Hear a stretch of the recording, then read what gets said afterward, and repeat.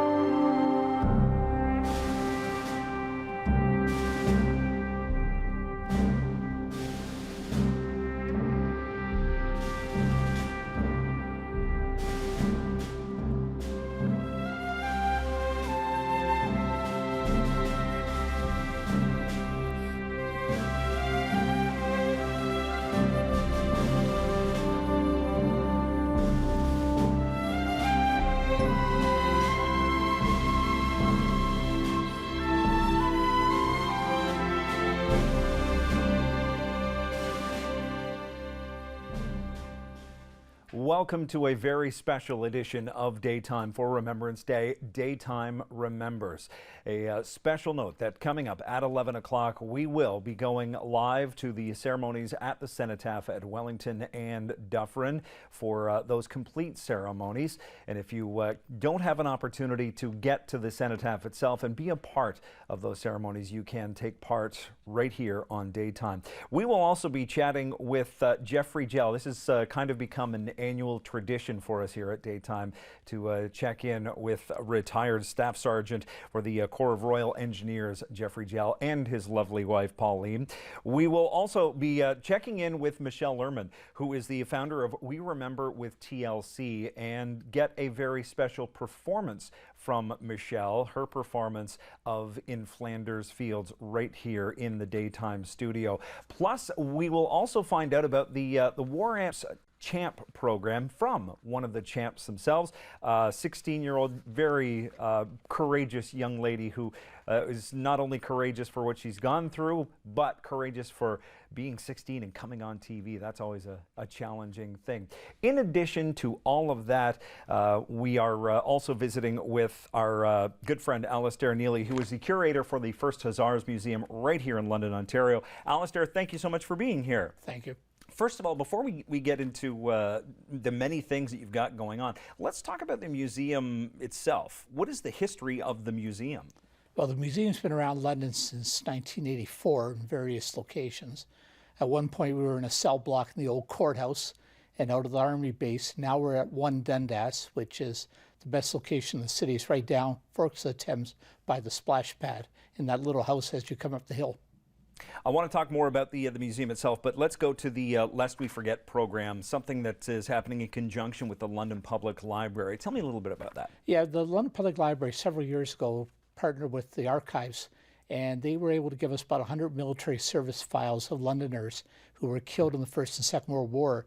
So periodically we run a program showing people how to look at the records, read them. It's almost like reading a foreign language with the different codes and that. So we run a program. We're running it at Westmount, 2 p.m. this afternoon.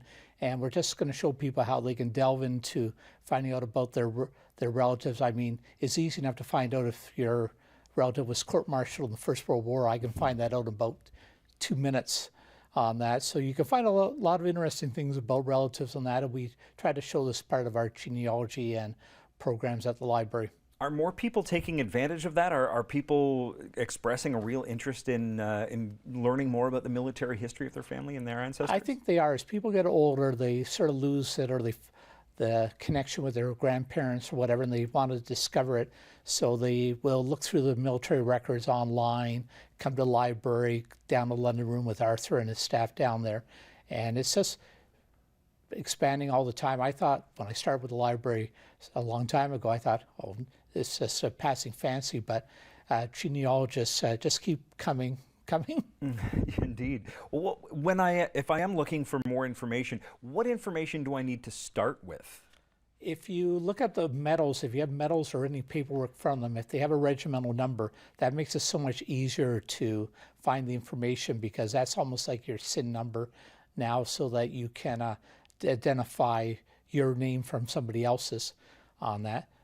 Really, it's quite easy to do, and that's just a little bit of detective work, a little bit of perseverance, and there's lots of material out there, like my small museum. For the size of it, we have over 5,000 photographs that we're digitizing on that. We haven't got them up onto the web yet, but that's coming soon. And war diaries are up there, so there's tons of good information that's out there for people who want to do it. And they just have to come down to the London Room or come out to the Westmount Library, and we'll help them get started. Tell me a little bit more about those records that you now have, and the challenges that you have in. You said it's like a different language. How do you need to kind of sort through that? Well, the records are a complete service file, which means they have this enlistment records, they have this deceased records. They also have his medical records, so you'll find out, when he went to hospital, when he got out, things like that. Dental records. I mean, with my grandfather, to use him as an example, because I don't want to embarrass anybody else, I found out he had a tattoo that I never knew existed. He died in 1970, and he has various things in that. Spent a lot of time in Parkwood Hospital before he died, and got promoted to sergeant, back to corporal. And I mean, some of the records are like 80, 90 pages, and you think that the federal government's kept this information for over 100 years for the First World War vets. And they're putting it all up onto the internet now, so another 4 or 5 years, you'll be able to search almost anybody from the First World War and find out everything you want to know, which sometimes for good or for bad. Well, I think, you talk about something as simple as a tattoo, but I think what that really does, and what a lot of these records do, it's that minutia that really makes these men human, makes them real to us, and makes them, they're not just a name in a record book. They are people who went off to war and fought, and in some cases died for us. Yeah, it's all there. I mean, I did a search on Saturday for somebody showing them how to use Ancestry, and I never knew that Prime Minister Pearson was a Methodist on that. Pulled up his service file off the government's website, and there's all the information, how tall he is, his next of kin. Yeah, exactly. I think that's the really interesting stuff. Well, you've brought some artifacts with you and some really interesting documents that I want to take a look at in just a little bit, and talk more about the 1st Hussars Museum and, of course, that Lest We Forget program. If you want more information on that, great resource at your disposal is the London Public Library at londonpubliclibrary.ca. We are back with more Daytime Remembers after this.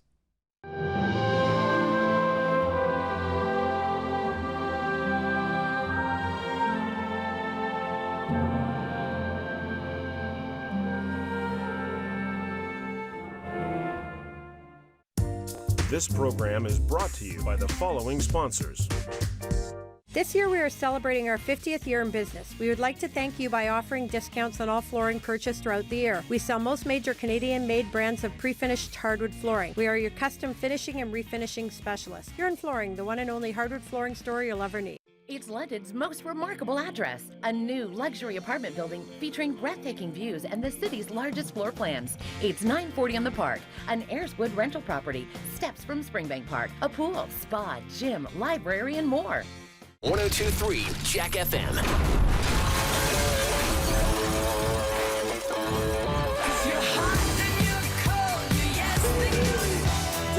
102.3 Jack FM, playing whatever, whenever.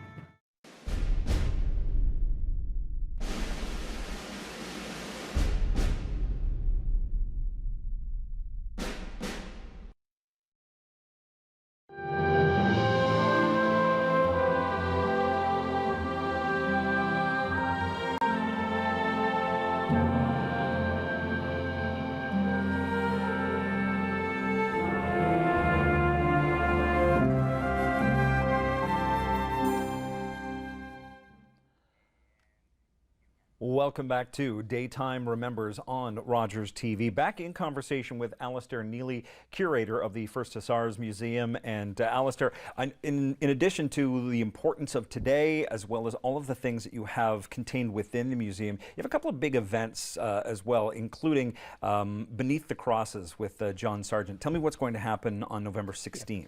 John Sargent's a local historian and avid military buff in the area, and he's been doing a lot of research on honor roll cenotaphs in the community. There are literally hundreds of them out here, and he's going to be doing a talk out at the Strathroy Senior Center next Tuesday night at 7 p.m. on his research and what he's done. So I think that's quite good. The Hussars are creating a website on history pins with all the war memorials from the London area, so I'm hoping to sort of merge some of his information and stuff with our website, and we'll be able to sort of put it all up onto the internet. Beautiful. You have a virtual way to tour the museum as well, thanks to some Fanshawe College students? Yes, Fanshawe sent a film crew over with the veterans back in May for their tour through Normandy, Holland, and then they've produced a film that will be premiering out of the Fanshawe College next Thursday night at 7 o'clock. And it's about the liberation, the Dutch people, and these 4 or 5 vets that just went back to Holland and their experiences. Before, oops, I don't want to break anything, but before we go, I want to make sure we have time to talk about this. This is just one of the records that we've talked about. Explain what this is and who we're looking at here. Okay, the reason why I brought this one is because if you look at the picture of the soldier, I mean, he looks to be about 14 years old, but this is a gentleman out of the Shed in St. Thomas area by the name of Lilly, who joined the regiment in 1939, went over to Europe, and what's unique about his medals here is that he received the British Empire Medal, not for gallantry on the battlefield, but what he did was he saved the life of a fellow soldier who was in a training accident. He was firing a machine gun, had an epileptic fit, and saved the soldier. Then in August of '44, when in Europe, he lost his life saving his tank crew because the tank had become disabled and they needed to move the gun manually it was sitting over the crew hatches there. So he lost his life moving the gun manually, traversing it around there so his tank crew could get out of the burning tank. Wow, when we think of the gallantry of a lot of these soldiers, you know, we think so much about the offensive gallantry and less about the you know, how the defensive and how the gallantry in that way. Alistair, thank you so much, and glad the medals are okay. No problem. They've survived 70 years, a little bit more they can survive. Exactly. Thank you so much for being here. We really appreciate it. Alistair Neely is curator for the First Hussars Museum. If you want more information, you know what? Here's a great idea. Just get into the museum, take a tour, be there for the film festival. And if you're looking for more specifics about your own family, there are so many resources both online and at the London Public Library itself. You can visit londonpubliclibrary.ca. And I know that the staff there are always very willing to help walk you through the process and search for information on your ancestors. 519-661-4600. When we come back, Michelle Lerman, the founder of the We Remember with TLC program, and she'll tell us about an upcoming performance right here on Daytime. Back with more Daytime Remembers right after this.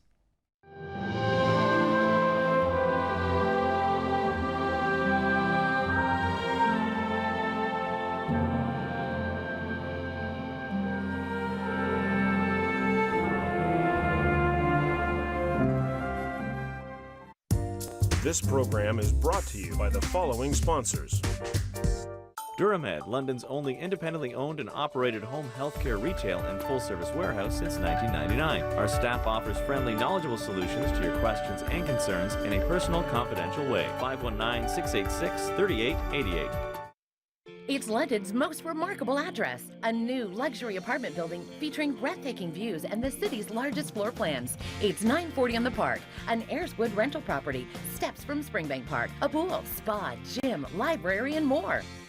I was only gone 2 minutes. Park in an accessible parking space without a permit, and you risk a $375 parking ticket, which will ruin your day as well as the person's day who legitimately needed that parking space. Don't do it.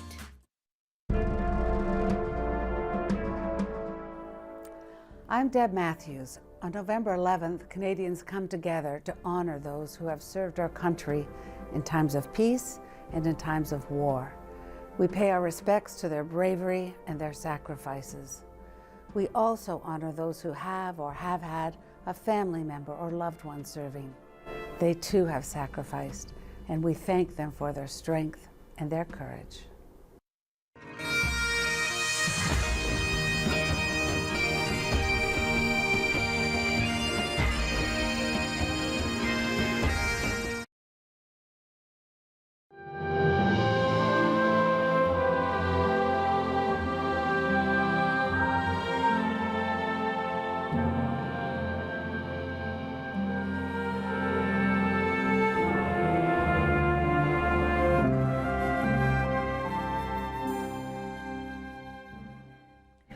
Welcome back to Daytime Remembers. As we speak, the parade is marching towards the Cenotaph.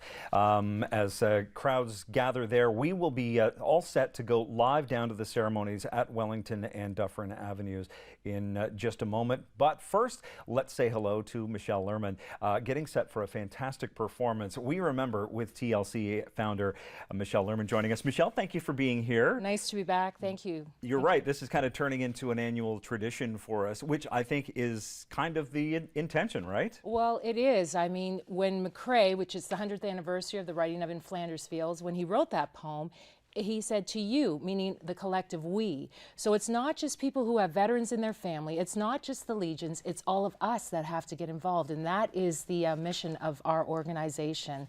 Let's try and bring the remembrance to everybody. All right, so where did We Remember with TLC, where did that come from? What did that grow out of? It came out of the CD that I did the year of the veteran in 2005. I did all the old wartime songs, and then I wrote the music to In Flanders Fields, which we just got published this year, which is really exciting. Piano, vocal, and for choirs, for schools, for other adult choirs.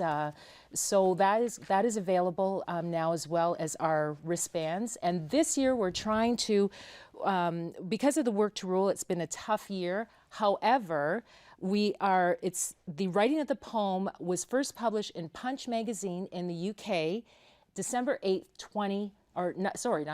2015 now, 1915. And so we have a whole year. We want to sell these bands. We want to sell 100 to represent every year for the past 100 years. So we're looking at a goal of 10,000 bands to be sold.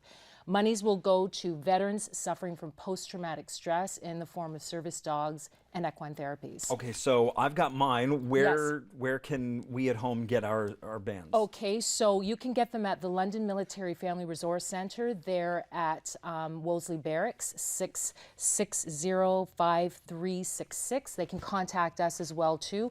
Today though, we're going to be selling them at Centennial Hall at the special luncheon. Remember, November 11 Association is hosting that after the Cenotaph. For veterans, they're having a free lunch for them, and for the public, they'll have refreshments for them as well too. A way to meet and greet our heroes that you'll even see here today. I think that's a fantastic thing to do for the veterans, but I think for the whole community at Centennial Hall. Well, it is, because they're going to be setting up military exhibits and displays, and it's just a way to meet. We're losing, unfortunately, our veterans every day. To be able to meet, the Jeffrey Gels, the John Harrises, the desert vet, and they call him the desert rat. I call him the desert vet. and John Harris, who was part of the Great Escape. I mean, these are living legends. So, we want to honor them. We're going to be there selling the bands, the CD. We want to support our veterans in any way that we can. And I think it's interesting too, because I'm very familiar with the poem. I love the poem. How difficult was it to put that to music? Because it is, it's got a very distinctive style to it as well. Was it a difficult thing? Well, it was, because when you look at the verses, there's an uneven meter to them, right? Right. But what we did is we repeated the line In Flanders Fields, and I really felt, honest to goodness, I only had about 2 weeks to get this all down in the studio. And we really wanted to give it kind of a national anthem and uplifting feel. Yes, it is about remembrance, but it's also about passing that torch to the youth. And so I really felt that McCrae you know, and God was looking over my shoulder when I read it, when I wrote it, because it really just all kind of came to me. It just kind of flowed, and we've had such a good response to it. And you're an heir of John McCrae. Everyone should know that. We've got a legend right here. Lieutenant Colonel John McCrae and I share a great-great-grandmother. So yeah, that's amazing. I'm what very an proud honor. of that Yes. fact. Yeah. Let's go back though, because you said that this all grew out of that first CD that you did in the Year of the Veteran. That's right. Why was that CD important to you, and why did you? What was the origins of the CD to begin with? Well, you know, it was the Year of the Veteran, and I've always loved that era. The music is just so touching, and when you sing the songs and you see the people remember the words and what it meant to them, music just is so healing and brings back memories for so many people. So I love the music of that era. We all have veterans in our family. I mean, I started doing some research in my family to see all of these decorated veterans.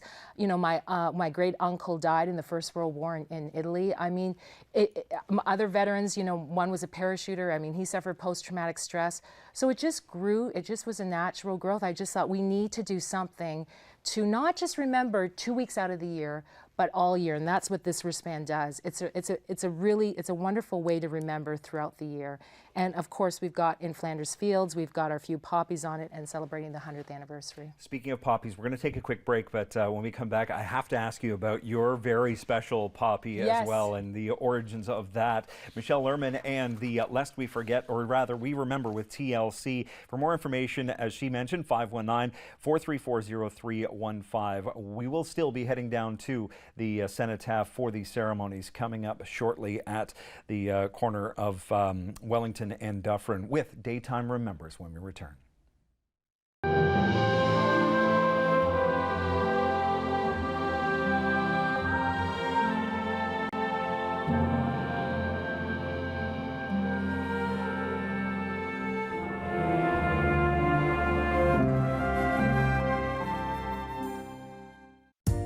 This program is brought to you by the following sponsors. This year we are celebrating our 50th year in business. We would like to thank you by offering discounts on all flooring purchased throughout the year. We sell most major Canadian-made brands of pre-finished hardwood flooring. We are your custom finishing and refinishing specialists. Huron Flooring, the one and only hardwood flooring store you'll ever need.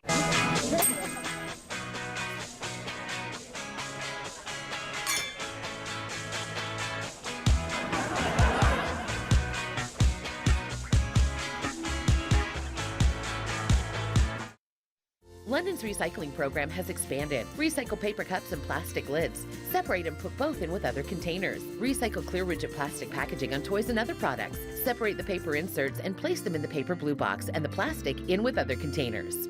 You work hard so you can afford to live the life you want, for yourself, for your family. Well, what if the unexpected happened? You know what I mean. I work with over a dozen major life insurance companies. I'll find the right insurance coverage for you at a fair price. Together, let's build a healthy financial security plan for your future.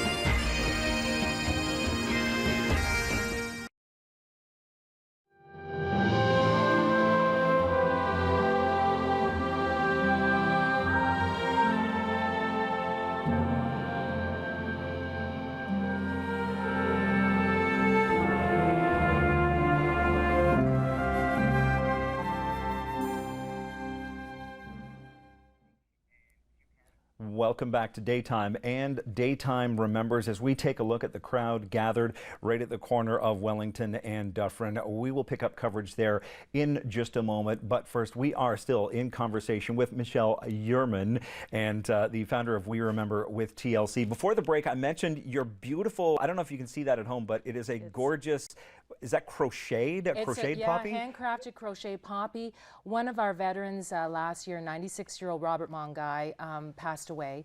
His daughter, Michelle Jerome, found out about an organization, she lives in Ottawa, and gifted us with some of these to sell or to give, to donate, you know, which is just, I mean, I opened the package and cried because, I mean, how much work that goes into it. It takes her a week to make 12 of these. So just gorgeous. We've had so many compliments. So it's just to see the way that it's bringing the community together, it's just amazing. Got a call from Calgary, you know, the other day. We want something, you know, from your organization. It's just, it's amazing. It's a no-brainer at this time of year, but Yes. before the break, you were also talking about, you know, remembering year-round. Yes. And, you know, keeping that in your mind year-round. How do you do that? Well, we take it for granted. It's just, I mean, whenever I see a veteran, I thank them for our freedom. We try to do things throughout the year that we do have with our organization going on. So things like publishing the song, you know, making donations to our organization. We're all volunteers. So, you know, we just cover our office expenses. The rest goes to our veterans. It has to extend to even our newer veterans today from Afghanistan. You know, these men and women are returning home, and you know, they've done a lot. A lot of them have sacrificed not only just their limbs, but even mentally and emotionally what they go through. So, you know, we try to do as many events as we can through the year, but it's these wristband sales that are really important. We really are making a plea out to Canadians in London and the surrounding area. Doing things like shows here at Rogers have been so supportive, so we really thank you because that helps to get the message out too. All right, so if we'd like one of the wristbands, or if we want more Yes. information, what time is the event at Centennial Hall? Centennial Hall, it's right after the Cenotaph. Everyone is welcome. Every veteran will get a free lunch, which is beautiful. That's all donated. And there's refreshments for the general public, coffee and cake as well too, from 11:30 to 2 o'clock. Okay, before we let you go, Yes. I think the hope is that we get this into schools. Yes, right across Canada. How can we make that happen? Get the music for in Flanders Fields. Again, they can contact us as well through our organization, 519-434-0315, or We Remember with TLC Veterans Organization on Facebook.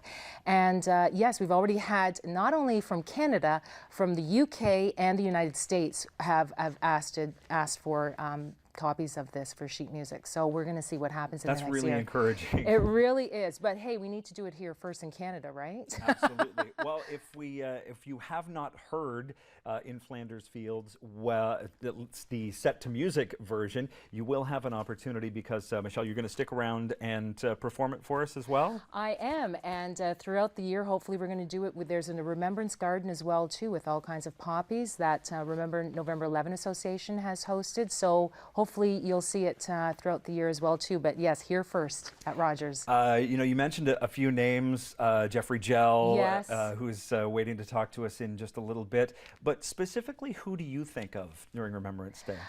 You know, I think of specifically all my family, you know, that have served in the war. I also think of my father as well too, who was a child growing up through the war. Michelle, thank you so much for this. Michelle Yerman, and We Remember with TLC. We head now down to the Cenotaph, where the Catholic Central Chamber Choir is performing.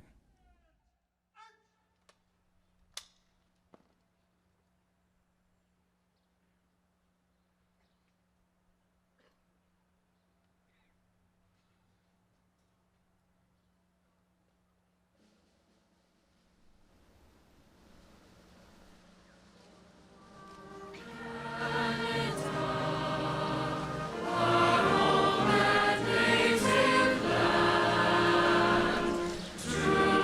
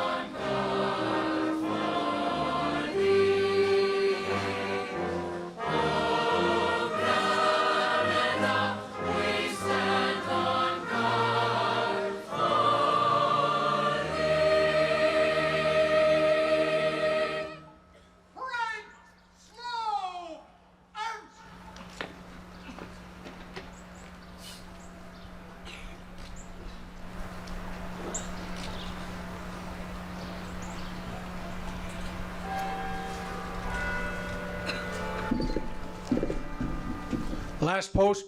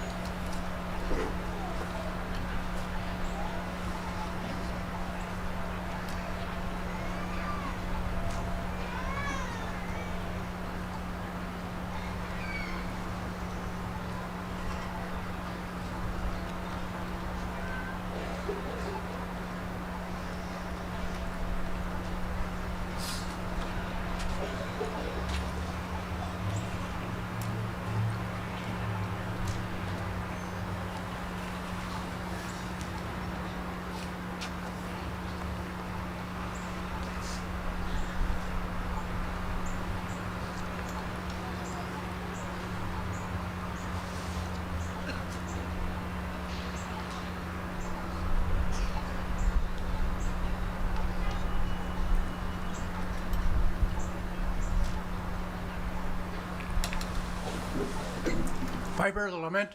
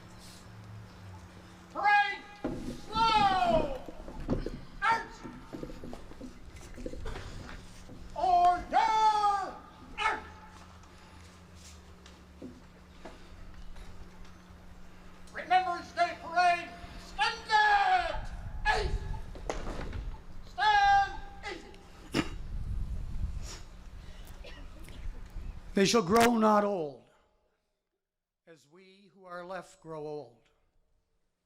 Age shall not weary them, nor the years condemn. At the going down of the sun and in the morning, we will remember them.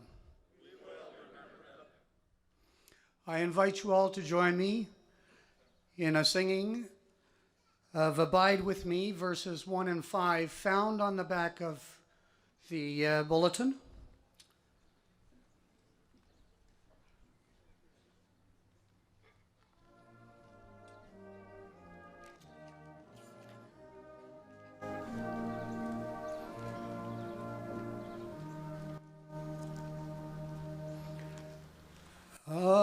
Abide with me, as falls the eventide. The darkness deepens, Lord, with me abide. When other helpers fail and comfort flee, help of the helpless, abide with me. Hold thou thy cross before my closing eyes. Shine through the gloom and point me to the sky.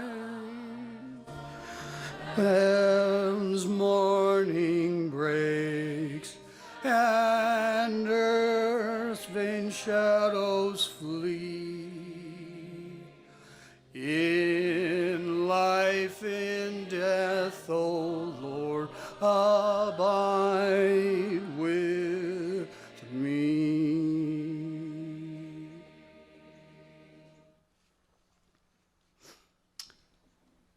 Grace be unto you, and peace from God our Father and Jesus Christ. The souls of the righteous are in the hand of God. Their bodies are buried in peace, but their name liveth forevermore. At the 11th hour of the 11th day of the 11th month, time stands still for a moment, and we remember those who died, not for war, but for a world that would be free and at peace. Let us pray. Almighty God, you are our refuge and strength. We humble ourselves in your presence, and remembering the great thing as you have gathered us here together this day, we give you thanks for all who serve their country in time of trial. You have done for us. We lift up our hearts in adoration and praise, and in remembrance for those who made the ultimate sacrifice. Make us better men and women, and give us peace in our time, O Lord. Amen. I'd like to take this time to say how wonderful it is to see the crowds and the support that Londoners give their veterans. This is a day that we all remember, and a day we will never forget. We thank the City of London and all of those who participate and be here this day. Today, men and women serving around the world are still doing and holding the flag. The ultimate sacrifice they continue to make. Today, our forces, our men, women, have served in peacekeeping missions in 84 countries around the world since 1948. And we continue to serve daily. We give thanks this day for everyone in their attendance and the support from the City of London.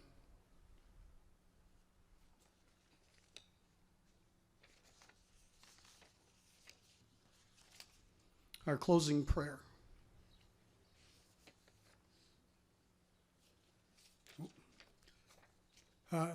Actually, we'll now move forward with the laying of the wreaths. Before we lay the wreaths, we'll have the Catholic Central Choir sing in they'll sing in Flanders Field.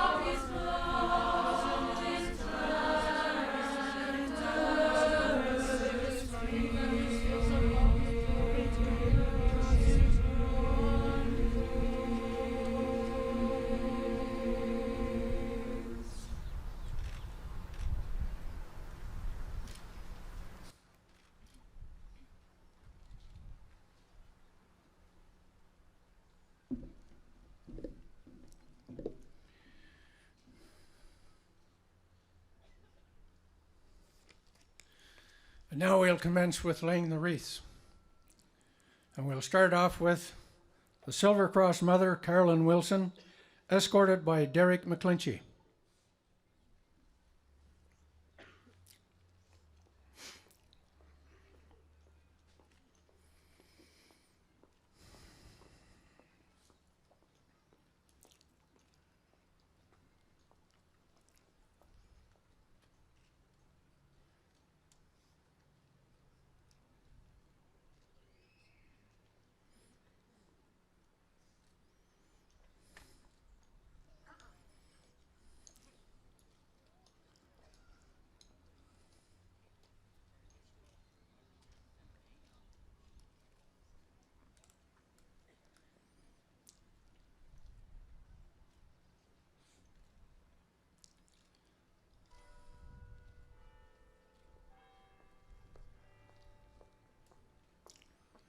The Unknown Soldier, wreath laid by Chief Warrant Officer Sam Carr, escorted by Lieutenant Commander Keith Broden.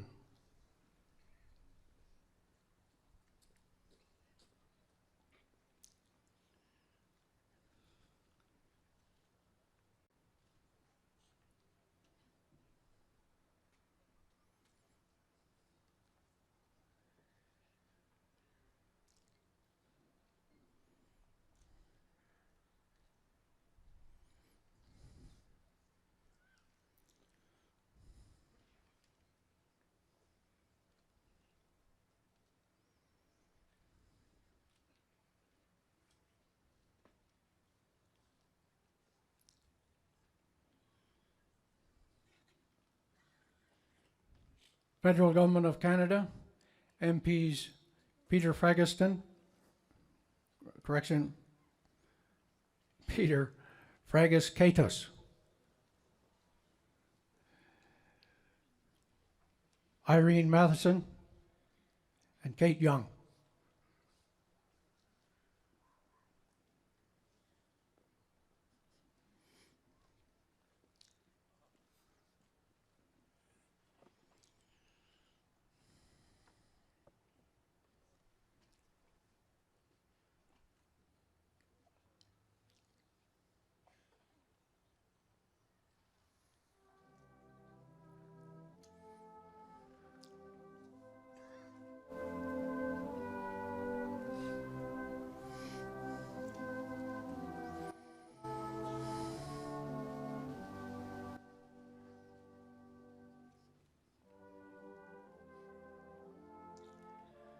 The Ontario Government, MPPs Teresa Armstrong, Deb Matthews, and Peggy Sadler.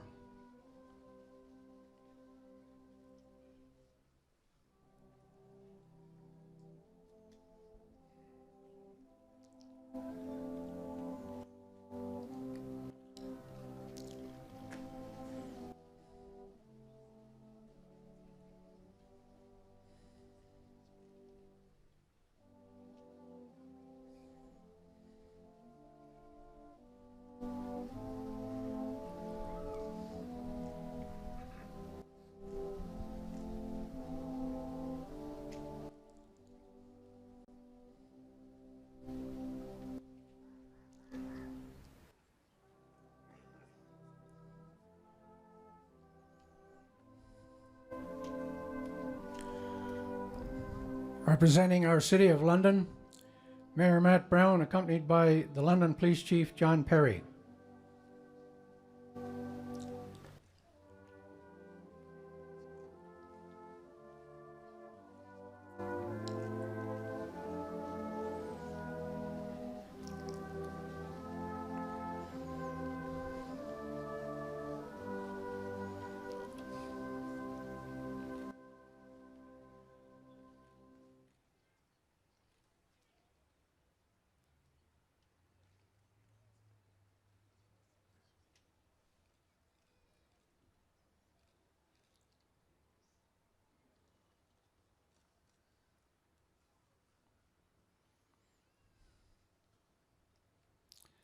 Council of the Netherlands, Richard Dirk ter Vroet, escorted by Casper Kovets.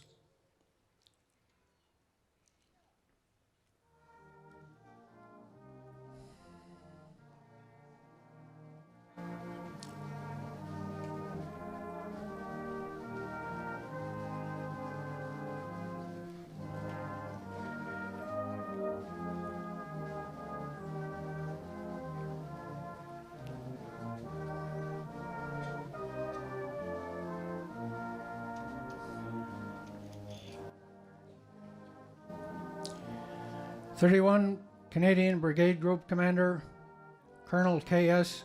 Bitoya, and Chief Warrant Officer S.D. Wilkins.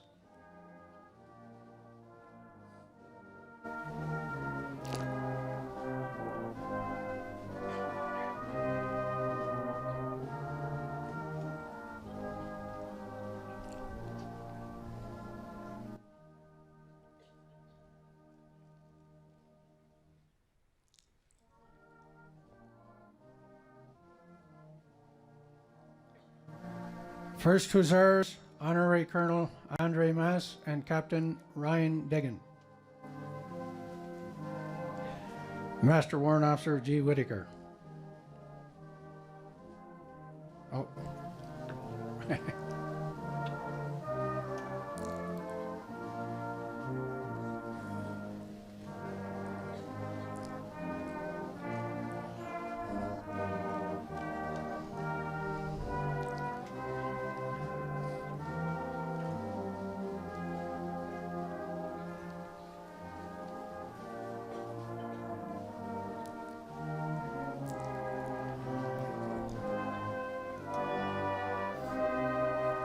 31 Service Battalion, Honorary Lieutenant Colonel M. Faulkner and Master Warrant Officer G. Whitaker.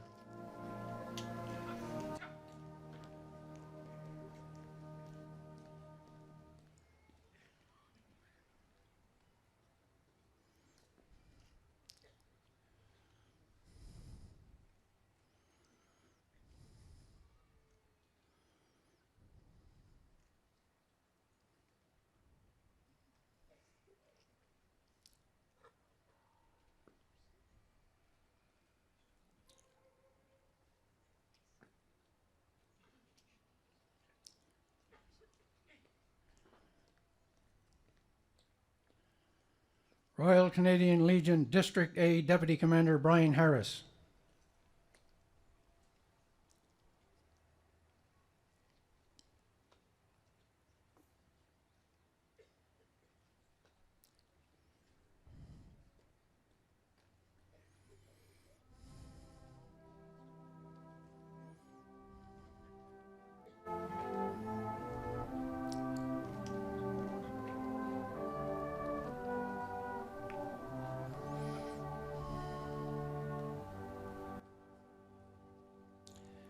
Legion Zone A6 Commander Ross Seep and Deputy Commander Casper Kovitz.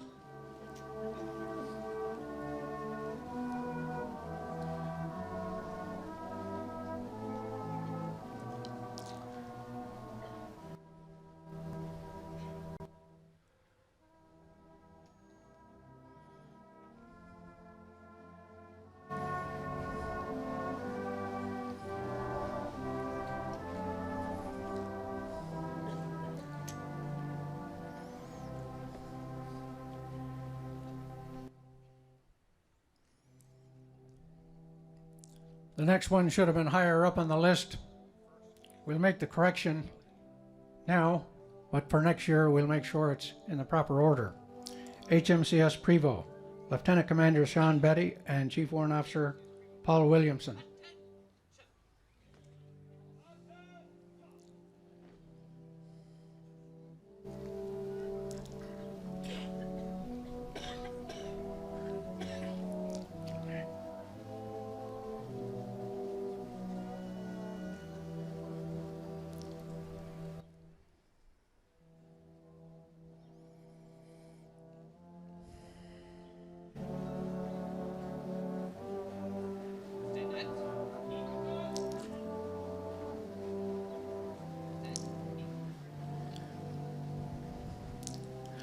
IODE Liz Melney.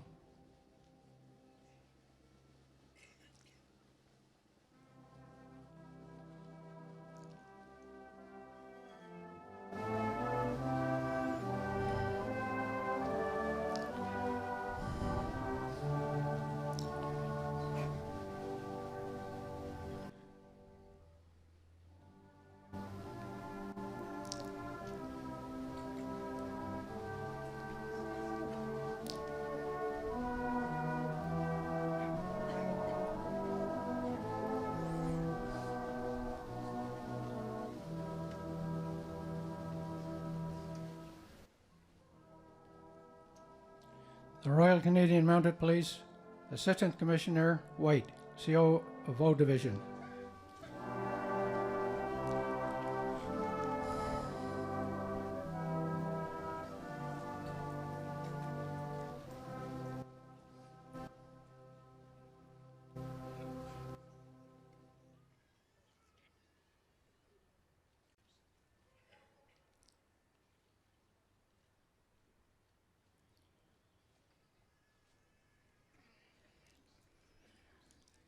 Veterans Affairs Canada, Jacinda Jedri.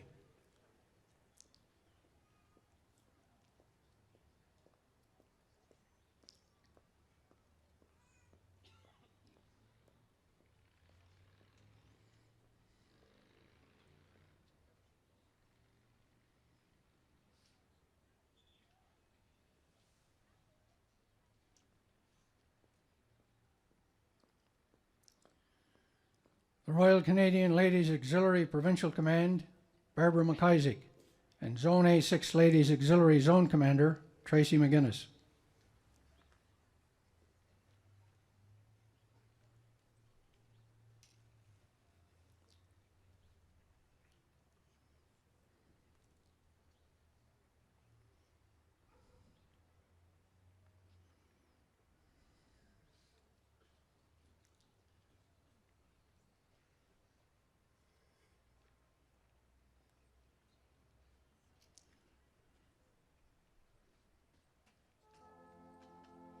Royal Canadian Ladies Auxiliary Zone A6 Commander Tracy McGuinness and Deputy Zone Commander Kathy Landry.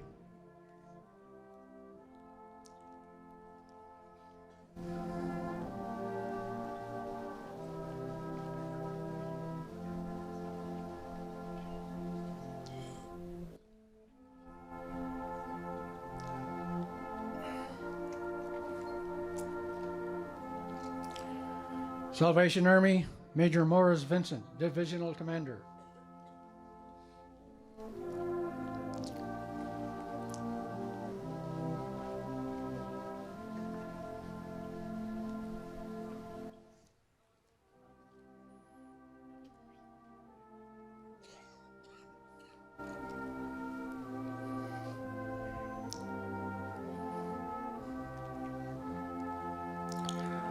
All branches of the Royal Canadian Legion.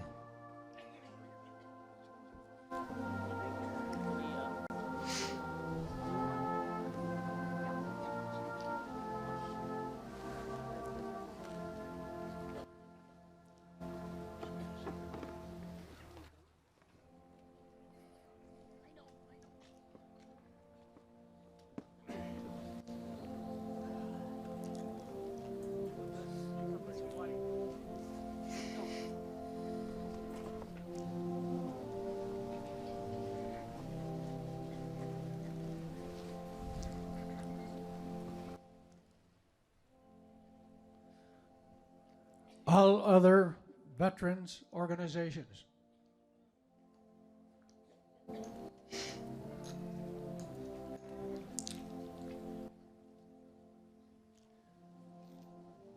reef back there.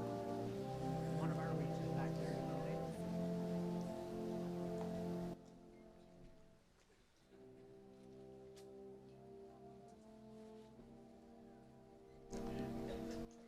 Straight ahead. Straight ahead.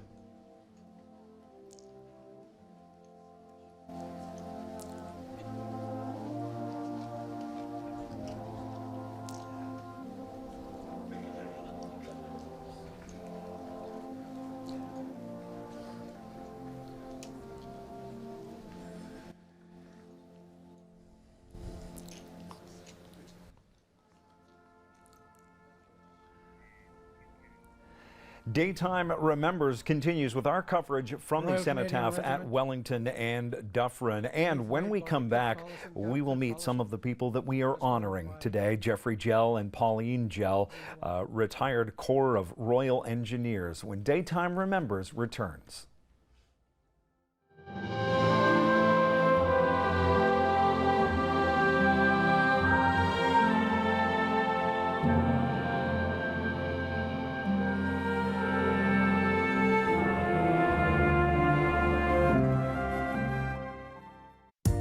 This program is brought to you by the following sponsors.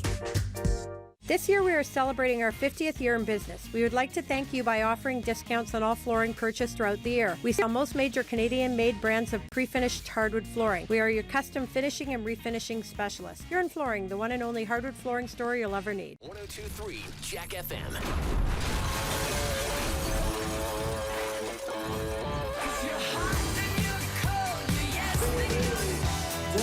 102.3 Jack FM, playing whatever, whenever. It's London's most remarkable address, a new luxury apartment building featuring breathtaking views and the city's largest floor plans. It's 940 on the Park, an Airswood rental property, steps from Springbank Park, a pool, spa, gym, library, and more.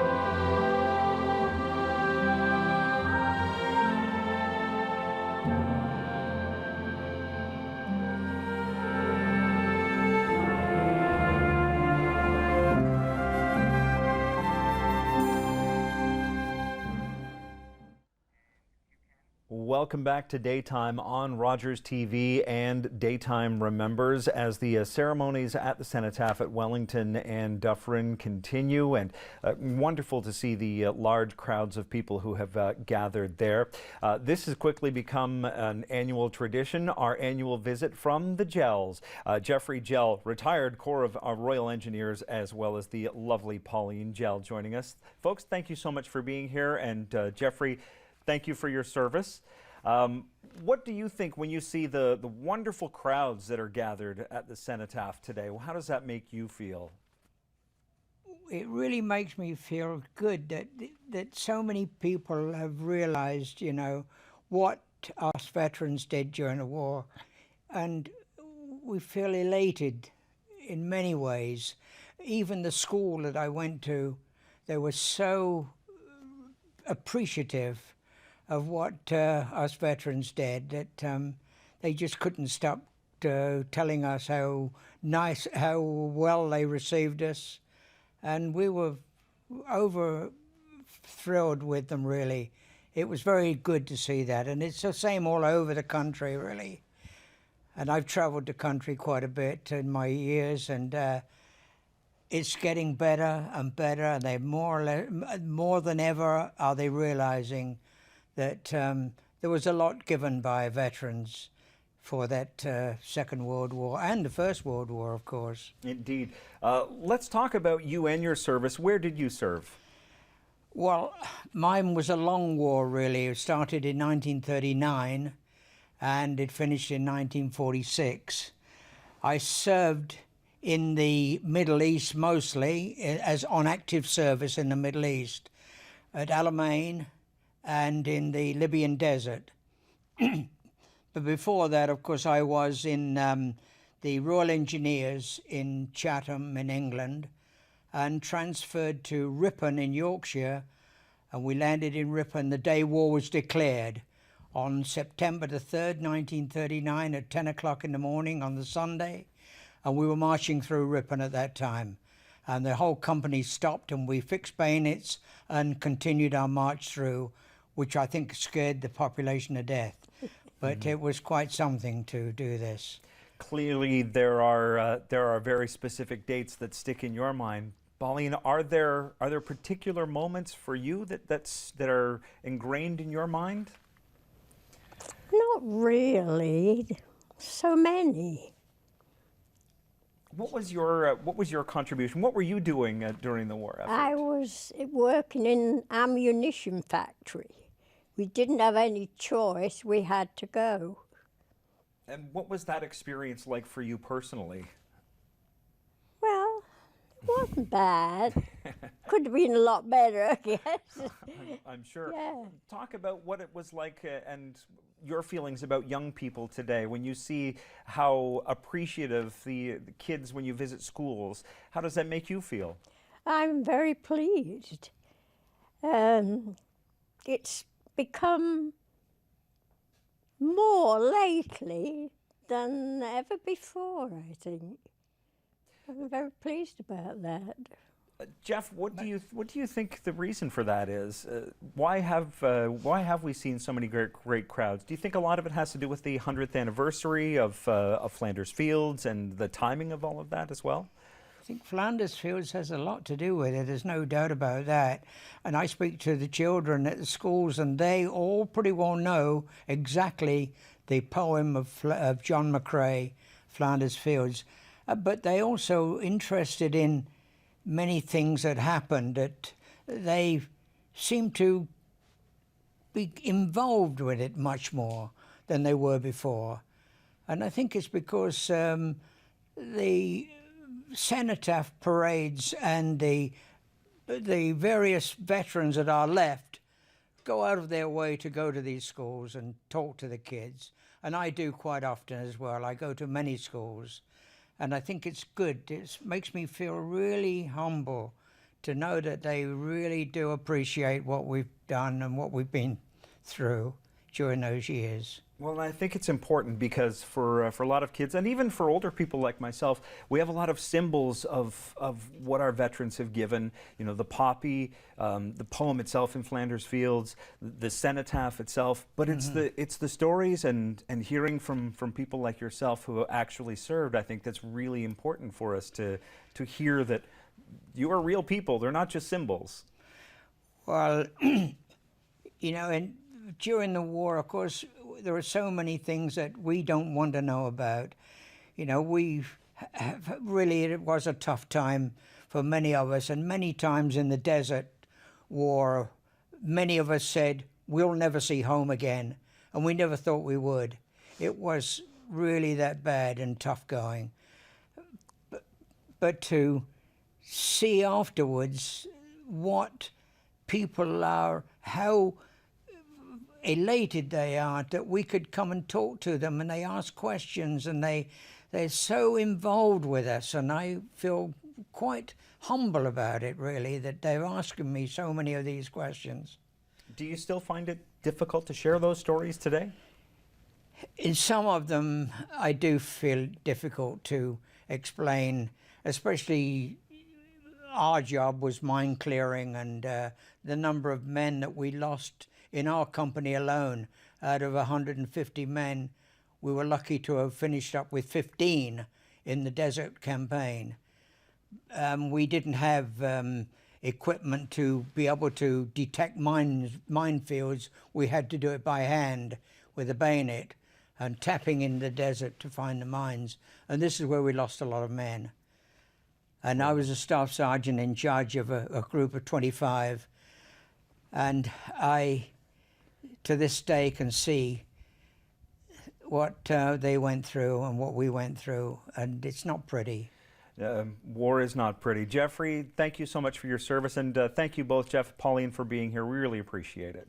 Well, we are very happy to be able to once again speak to you and explain to some extent of what we went through during that period. Here at Daytime and at Rogers TV, we've all had an opportunity to share our family stories and incorporate that in a very special performance by Michelle Yerman, founder of We Remember with TLC, her performing in Flanders Fields.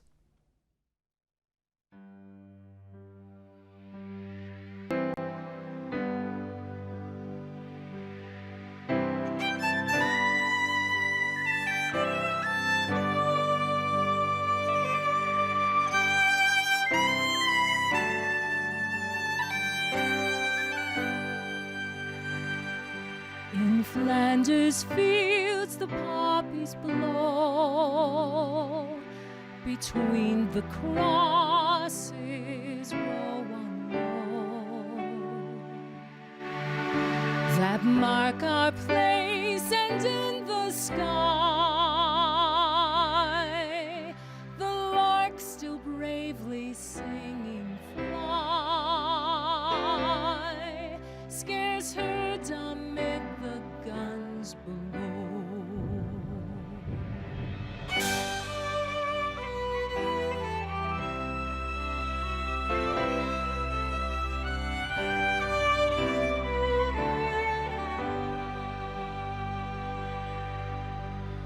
We are the dead short days ago.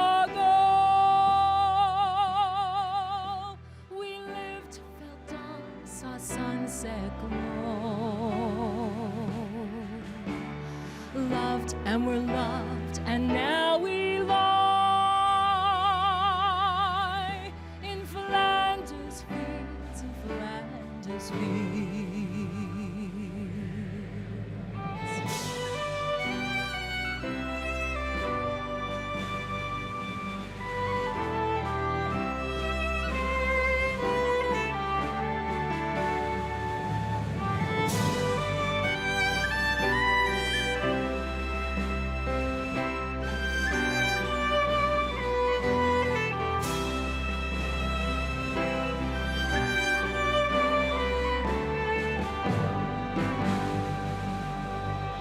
Take up our quarrel with the fall.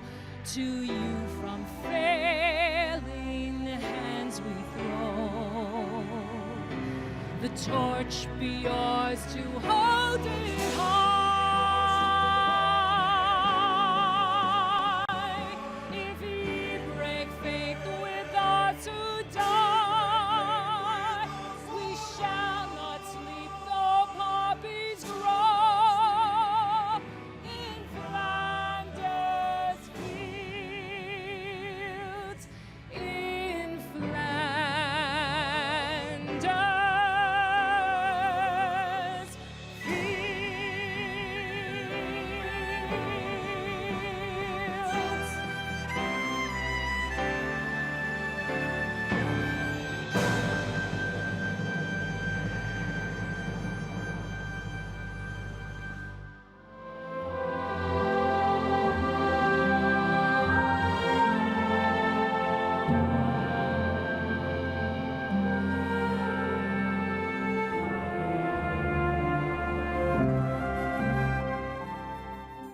Have you been trying to purchase life insurance but are either turned down or face ridiculously high premiums? I work with over a dozen major life insurance companies, and I'll help you get covered. Even if you have a pre-existing medical condition, we may find a solution. I'm here to help. Let's get started. Businesses benefit from providing accessible parking spaces that have the correct sign posted, which provides access to those with a properly displayed accessible permit. Adding accessible parking spaces to your business will provide a better customer service experience and increase your customer base. He was a quieter fellow. He joined just shortly after me. My brother lied to get in the Army. He looked older than I did. I tried my best to frighten him, but it didn't work. The fear of being killed or anything doesn't go with you. It doesn't go with you. And I saw the guy come to the door and went to see what he wanted, and then he gave me this telegram. You open it and read it, and then it hits you after a minute or two. All of a sudden, brother's gone.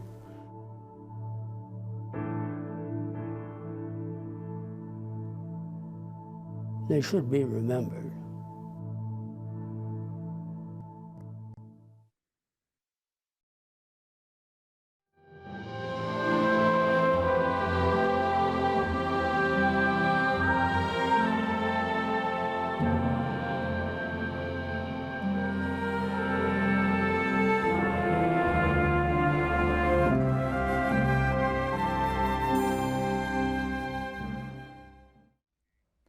Welcome back to Daytime Remembers. Earlier I mentioned that Remembrance Day is very much about symbols, the poppy, talking about being at the cenotaph, reading poems, but it really is about the stories, and there are a few stories more compelling than my next guest. John Harris, who served on the 419th Squadron, Royal Canadian Air Force, 1941 to 1945, and he joins me now. John, thank you so much for being here, first of all. My pleasure. And I want to go right back from the very beginning of your story to being a young man in the prime of his life. What was it that compelled you to enlist in the first place? Well, I guess I first was tempted to enlist at the time of the fall of France, when Britain was left almost stranded, facing lots of difficulties. The Italians had just joined Hitler, and I thought, well, it looks as though they're going to need all the resources they can get. So that was about 1940. And when I went down to the recruiting center, it was so crowded, I thought, well, I'll come back when things won't be so hectic. So it was actually 1941 before I finally felt the time was right. So I applied for aircrew and was accepted and went through a pretty rigorous course of training, initial training, and from there to Air Observer School. And we went to initial training, and they decided then whether you were going to be a pilot or a navigator. And apparently I was the only one ever ground looped a link trainer. Not a good thing. No. And I was getting good marks in the maths and what was one of the other subjects? Navigation. So they said, there's no choice where you're concerned. You're going out to train as a navigator. You were a natural-born navigator. Just about everybody wanted to be a pilot, but one of the glamour boys. But. So you found yourself as a navigator, flying bombing runs over German territory. No, we did one over Italy. We bombed when it was a clear moonlit night. That was trouble for Bomber Command. We'd lose a lot of planes. So they sent us on one night just to Milan. But that was an interesting raid too, because the Yak knocked out one of our motors. And we had to fly all the way back across France on 3 engines. And for some strange reason, we didn't go as fast, but we used more petrol. So, but we got all the way back to England, but the pilot said, we're not going to make it. We were way up, actually north of Yorkshire in County Durham. He said, where would you like to, where should we land? And I said, well, maybe let's land at our old OTU where we had done our preparation training. So we surprised them all there. Well, I used a new instrument that we just received, and I homed in on Honeybourne, which was the station in question. And as we came, we had been there for some time. As we were coming in to landing, the rest of the crew said, this isn't Honeybourne, this isn't Honeybourne. I said, well, the pilot said, well, we got to land here anyway. We're really down low. And as we came in to land, the air control said, this is Honeybourne. And what had happened is they changed the pattern of lights. See, we always operated at night on the flare path. Still, that must have been a terrifying experience, not sure where you were landing. Where did I slip up? And I knew the rest of the crew were kind of disappointed that I hadn't got back to where I was supposed to, but I had. One of your, obviously one of your most notable missions was the raid over Mannheim. Oh, the one in which I was shot down. Mm-hmm. Yeah. It wasn't my navigation at fault. We were on our bombing run. And at that point, the bomb aimer replaces me down in the nose, and he directs the pilot on the aiming point. And it's right, left, and you hear it coming through the intercom, and then bombs away. You don't have to be told because you can feel a plane sort of lifting itself up as the bomb load's delivered. But we never quite got to that point. We were, as I say, on the bombing run, and there was a sudden jolt, and I'd never felt anything like that before, and the plane started to quiver and shake, and then the pilot's voice came over the intercom. "You Australian, bile out, lads, bile out." He was supposed to say abandon aircraft. We didn't tell him, so I didn't argue. As a navigator, it was made relatively easy for me to abandon the aircraft because the escape hatch was under my seat, and when I folded my seat back, like a classroom seat, there was stowed my parachute. And of course, I had thought many a times how would the drill I would go through. So I reached down, pulled out the parachute, was hooking it I hooked on one side, and I was hooking at the other one. The plane went absolutely wild, out of control, bouncing around. And I thought that was the end of the road for me. You know, John, your story is so compelling. I want to ask you about your book, too, because the whole story is contained within your book. How can we get a copy of your book if we want to know the whole story? Well, the bookstores used to carry it, but they haven't for a while. But if anybody wants it desperately enough, I do have a supply at Masonville Manor, where I live. Beautiful. On this day, on Remembrance Day, who do your thoughts turn to? Oh, the 6 lads that I flew with there. You know, when you face death night after night, we're the same band of boys. and man, because one had lied about his age, he was over the, I think it was 30, was the maximum age for aircrew. Very, very rigorous standards of health. And oh yeah, we got to be, not all crews got that sort of bond, but we would go to social functions together, the local pub. The tail gunner was had a sweetheart at one of the local inns, and we'd all go there, the whole crew of us. And at the time, gentleman time, the customers were supposed to leave, and we'd all stay behind and help clean up the automatic dishwashers and have an awful lot of glasses at the pub. So things like that really bonded us together. And well, John, thank you so much for your service, and thank you for taking the time to join us today. Oh, you're welcome. John Harris from the Royal Canadian Air Force and 419 Squadron. We're back with more Daytime Remembers right after this.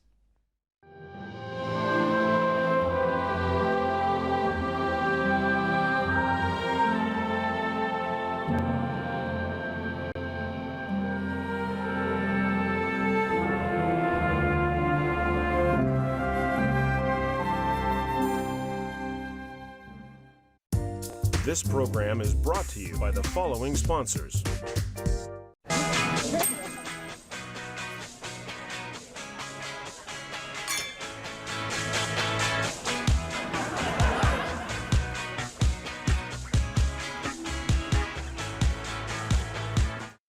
Duramed, London's only independently owned and operated home healthcare retail and full-service warehouse since 1999. Our staff offers friendly, knowledgeable solutions to your questions and concerns in a personal, confidential way. 519-686-3888. 1023 Jack FM.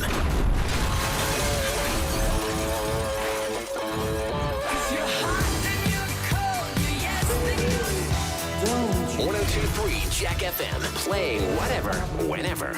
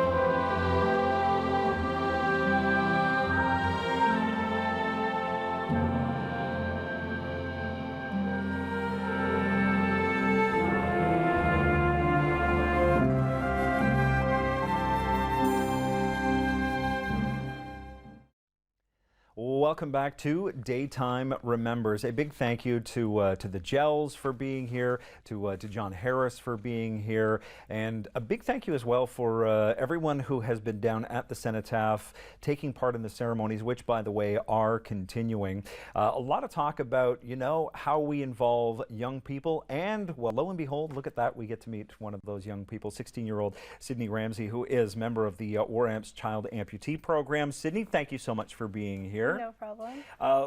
What does today mean to you, and what do you think about on a day like Remembrance Day, Sydney?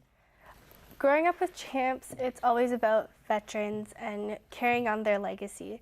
So today is a great day to remember all the veterans that come back from the war who started the War Amps, and then they proceeded to start Champs so that I was able to meet kids with the same disabilities. So it's a great honor to be able to bring back their legacy. I think it's a really special connection between the CHAMP program and kids like you and veterans who may suffer from the same disability or may have the same challenges. What kinds of challenges did you face as a kid growing up? Growing up, there's always the bullying challenges of showing that you're different, and there's the whole, you know, well, it's winter, there's ice, you're gonna slip. I don't have the best of balance because of my leg, so I do slip a lot. But a lot of the challenges I overcome because of War Amps. They've helped me get running legs, swimming legs. I'm a lifeguard, so it's amazing. Awesome. I love a fellow lifeguard. I was a lifeguard too. Well, let's talk about the kinds of things that CHAMP does for you. I mean, you mentioned that they help you, they actually provide prosthetics and things like that for you? Oh yeah, legs, you ask them and they're definitely willing to help in any way. We have seminars that are all across Canada, so I can go once a year, meet champs that have the same missing limb, different missing limbs, and it's like that one weekend, you feel special because you're people who have all 4 limbs, they're the odd ones out. So I remember we'll go to the pool and all our limbs are scattered across and there'll be normal kids with 4 limbs thinking, why am I the odd one out this weekend? That must be a really special time, not just to share experiences, but just to be together with people who share a lot of the same things that you do, right? So what do you, on an ongoing basis, how do you give back to CHAMP then?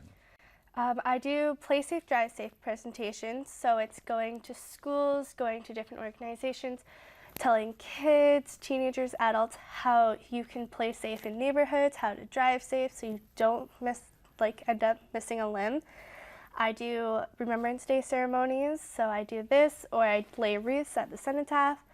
There's candlelight vigils, stuff like that we do, and it's a lot of fun. You know, for a 16-year-old young woman like yourself, coming on TV, going to schools, doing presentations like that, you're a very mature young woman. You know, you're very well spoken. Do you think CHAMP and the things that you've gone through has helped shape the kind of person that you are today?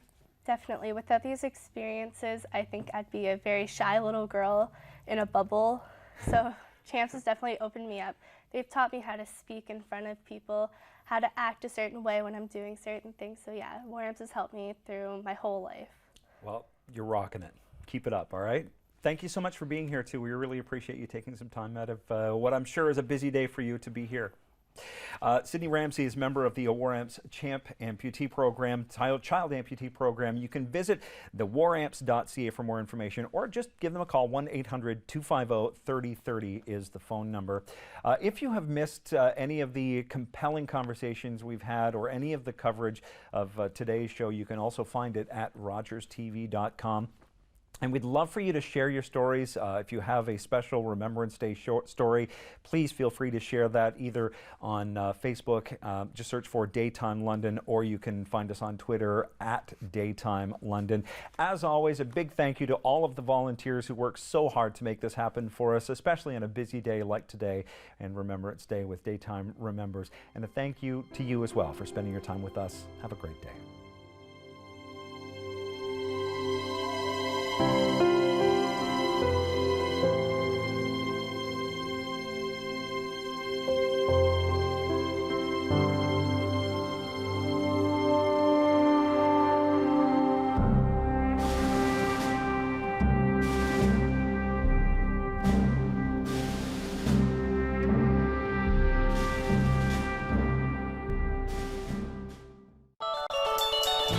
Call the Rogers TV viewer response line, email us, or connect with us on social media.